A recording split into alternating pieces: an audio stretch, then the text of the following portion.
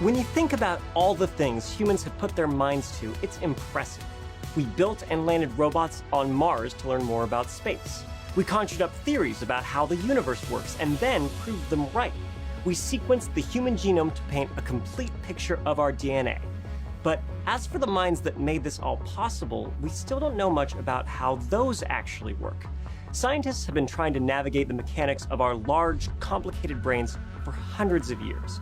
What would be really helpful is if we had a map. And in order to get one of those, we're going to need some brave scientists and very advanced technology. So, how close are we to mapping the human brain?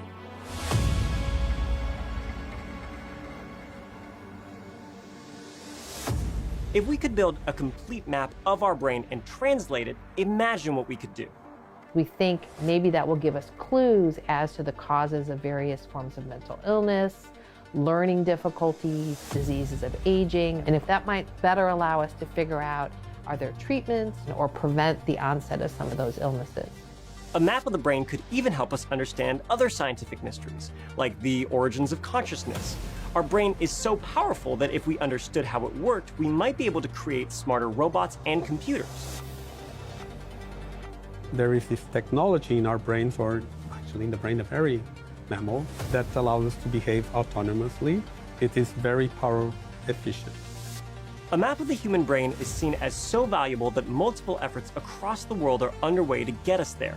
Aside from some big projects in the US, and we'll get to those soon, the European Commission is funding 100 universities to create a detailed computer model of the human brain. China also announced a project to map the brain, and so has Japan. There's even several private projects focused on this goal. So what do we mean when we say a map of the human brain? Specifically, we're talking about creating something called a connectome, a complete catalog of all the structures in the brain and how they connect. We typically think of there being both a structural and a functional connectome. So the structural connectome is the white matter fibers that connect different parts of the brain, or the synapses that connect neurons. And we call that structural because there's a physical synapse there that we can measure and look at. We're kind of making more of a roadmap of connections among brain regions. But there's also what we call functional connections in the human brain, which have to do with kind of coordination and function across brain regions. That means identifying parts of the brain that work together but don't necessarily touch. We don't have any fully mapped functional connectomes yet, and the only structural connectome we've fully mapped is of C. elegans, a transparent nematode about 1 millimeter in length. Even though they've been able to do that, it's still a complex organism, and there's still a lot of work to be done to understand how the interactions give rise to even the relatively simple behaviors that the C. elegans can accomplish. The connectome of the C. elegans brain identifies 302 neurons. And if researching and building that connectome was complicated, imagine how exponentially more difficult it is to do the same with human brains, who have somewhere in the region of 100 billion neurons. This is probably the first obstacle scientists have to overcome in mapping our brains, the sheer size and daunting complexity. So they have to start small, and I mean really small. The samples they're studying are the size of a grain of sand. Inside that small grain of sand, there's about 100,000 neurons and form about 1 billion connections. So now our brain is more than 1 million times bigger than this grain of sand. So you can see how many units are compressed in such a small space. And the brain is always changing, which makes it even more difficult to study. When we're born, the brain grows over the course of development. It builds new neurons. We're learning and interacting with the environment, and that's also shaping brain connections and how different parts of the brain work together. But then it also starts to change as we get older and we move into later in life. To tackle these challenges, the Obama administration started the BRAIN Initiative in 2014, bringing several scientific institutions together to understand and treat the human mind. As part of that coalition, the Allen Institute is analyzing mouse brain samples to count, catalog, and connect as many different cell types as a foundation for eventually doing the same for the human brain. Using electron microscopy, the team imaged billions of tiny synaptic connections in a cubic millimeter of mouse neocortex.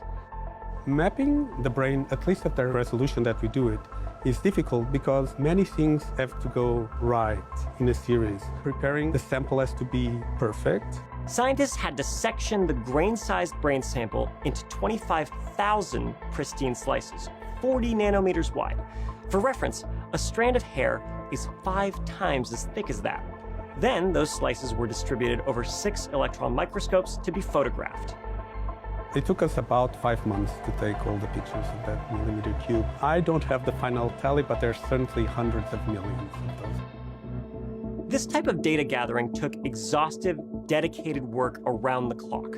When all the images were collected, researchers could then segment each single neuron and create a 3D wiring diagram. Step 1 towards that complete structural connectome, which the team estimates will take 5 years to finish. In terms of data storage, it was about 2 petabytes of data. That's about 2 million gigabytes from just a millimeter. To eventually work with the bigger human brain samples, something about this process will have to change, as it will eventually be the largest data set ever collected about anything in the world. I think substantial advances on sample preparations, sample sectioning, and above all, the storage of such will be immense. Either technology will have to evolve in a way that such storage is available, or our thinking will have to evolve in ways that we can compress the information that we want to extract from it. We'll also need forms of technology that aren't as invasive as this, so we can study live human brains too. And to develop a really robust map, we're going to need to work with more than just one single brain. We'll need to study young brains, old brains, male brains, female brains. We collected a pretty interesting and unique sample of 1,200 individuals. The Human Connectome Project, led by the NIH, is using non-invasive tools to study human brains now.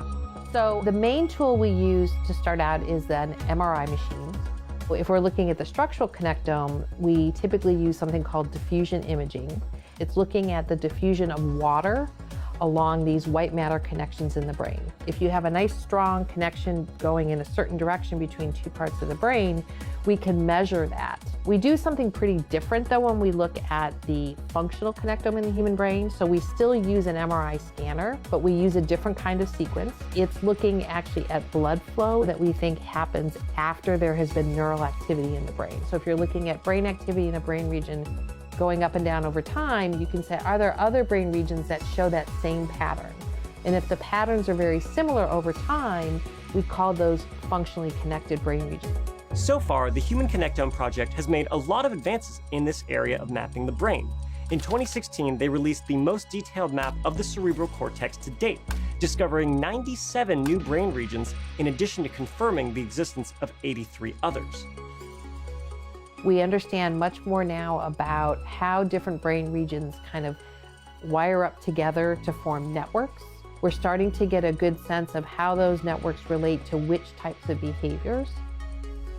Where I think we still have work to do is understanding exactly how those contribute or are changed by the experience of illnesses, how different kinds of environmental factors might have an impact.